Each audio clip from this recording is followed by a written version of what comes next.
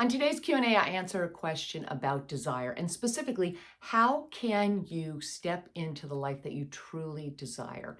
And the question comes from Donna, who says she has been working in an industry that she is really good at, but she feels like she's playing it safe.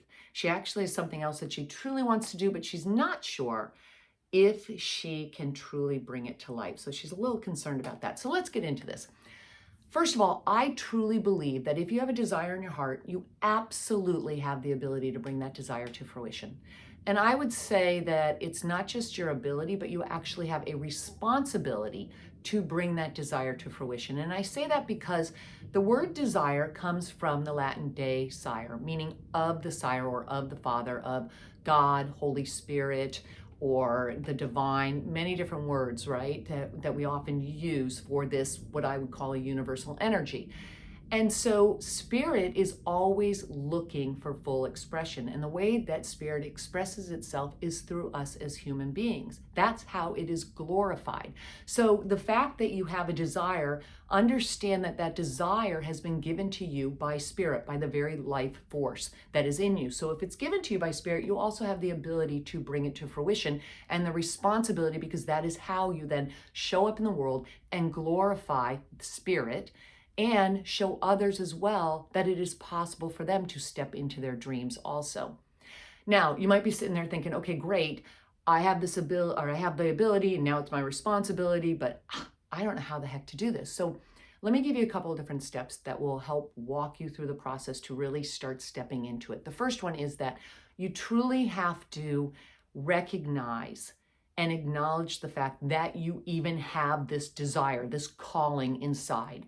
And when you try to sidestep it, when you just try to deny it, it's like you're cutting a piece of yourself off. It's like you're cutting off that life force, and you'll know it because you'll feel it inside. It kind of feels like this angst, you feel something inside bubbling up, but you keep trying to stuff it down. And it feels almost like you're out of alignment. Well, that's because in a sense you are, because you're trying to just avoid what it is that you're truly meant to do. We all have a zone of genius, and we've all been given these gifts, these innate talents and gifts that we are meant to share with others. But we oftentimes just get into this safe zone because of either we're earning a lot of money in it, or we have been conditioned that this is the way for us to go. And so we have to first understand that we do have these callings, that they've been given to us for a reason, and that if we have them, just acknowledge that fact. That's number one. Number two is that you have to start believing in yourself and in this innate talent that you have. And you have to believe that it's possible, not just possible, that it's possible for you to actually live your desire. And if you're having a hard time with this, that's okay. Do what Les Brown says. Lean on someone else's belief until yours kicks in, and it will. Surround yourself with positive people. Start looking for people that are already doing what it is that you want to do. The more that you start to do that, you start to pump that up in yourself, and you start to create basically new neural pathways so that you can start stepping into that belief. What often happens is our subconscious patterns start to arise, right? And we get this, oh my gosh, I don't know if I can do that. I don't have the time. I don't have the money. Who am I to think I can do that? Understand that psychologists tell us 95% of our thoughts are automatic. They're at the unconscious level. And that those thoughts, those patterns, those habits, the behavior has all been formed in early childhood. They say usually up until about age 5, most of our patterns that our subconscious is running with have been already formed by the time we're age 5, which means that your 5-year-old self is kind of sitting in the driver's seat and running the show right now. So that's ridiculous. We have to get rid of that. So how do you do that? Well, you create those new neural pathways by really surrounding yourself with a different mindset. Every time something comes up that says, oh, I don't know if you can do that, or whatever it is that's kind of holding you back, you recognize it and you say, okay, is that really true? And is there a way around this? Like if it says you just don't have the time, well, is that really true? Or could you find the time? There's usually about, I've heard it said by scientists that there's usually around 50 different solutions for any issue that arises. So let's make a list of those. What could be the possible outcomes? Can you actually find a way around this? That's going to help you to start bolstering your belief, and you have to get that belief high. You have to raise that up so that you can actually start leaning into that desire. And the third and final step is that you have to take action. And now you might be sitting there going, I don't even know how to take action. What do I do first?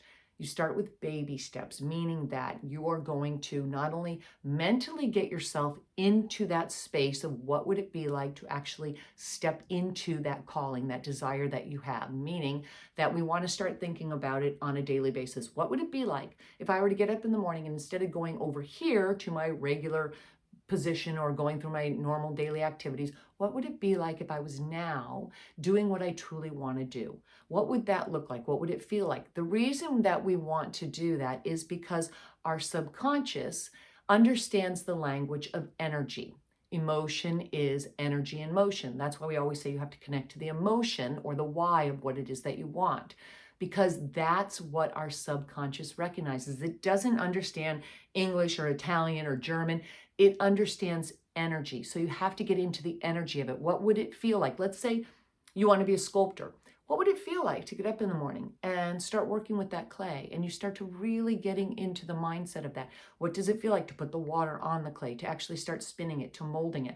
Listen, when I first started my venture into the online space, I started by creating an online magazine, but I knew earlier that I wanted to be a writer. I wanted to do not necessarily a freelance writer, but I wanted to do a lot more with writing. And I wasn't quite sure exactly what that looked like. Now, I was in the sales industry at the time, and I needed the income from that. And I wasn't ready to completely leave that. But I thought, what can I do right now to get myself going into this area of writing? And so I started writing. I didn't even know what I wanted to do exactly, what topics or content I wanted to write, if it was going to be for a magazine or a book. But I just started writing things that were of interest to me. And then lo and behold, I was introduced to two publications that actually needed writers. And eventually I got paid for the articles that I was submitting. Now, it wasn't enough for me to leave my position at the time. However, it opened my mind to the possibility of doing something greater. And that was an online magazine. I had no clue how I was going to create an online magazine, but I started writing the articles that I wanted to see in that publication. And that led me to being introduced to a couple of people that would contribute to that publication, and then a graphic designer and somebody that understood how to create this whole publication. And eventually I created that publication, which led to 3 different revenue streams from just one idea. But it's only because I started stepping out with action. Baby steps. I had no idea what I was going to do, but I started putting myself in that space and connecting to the emotion of it. What would it feel like if I got up every day and instead of getting ready to go to this position and meeting different clients, I was sitting down and I was writing. And then I actually started taking the physical steps towards doing it. So that's how you have to start taking the action. And I promise you, when you step out with faith, you will be rewarded, because the Bible tells us that faith is always rewarded and action always creates clarity. It will always lead you to the next item that you need to set you on your path of stepping into and living your true calling. There is no greater gift that you can give to anybody in this world, including yourself, than to step into the thing that you are truly meant to do. Imagine if you can show others what it would be like for them to also have the possibility of stepping into what it is that they want to do. That is the greatest gift you can give to yourself and to others as well.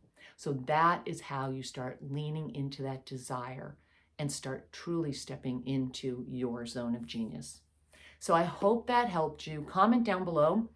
I trust in myself. I believe in my abilities. I believe that I have a calling, and I believe I can bring it to life. Comment that down below. Start writing that out for yourself. Make it your mantra on a daily basis, and I promise you, you will soon start living your calling.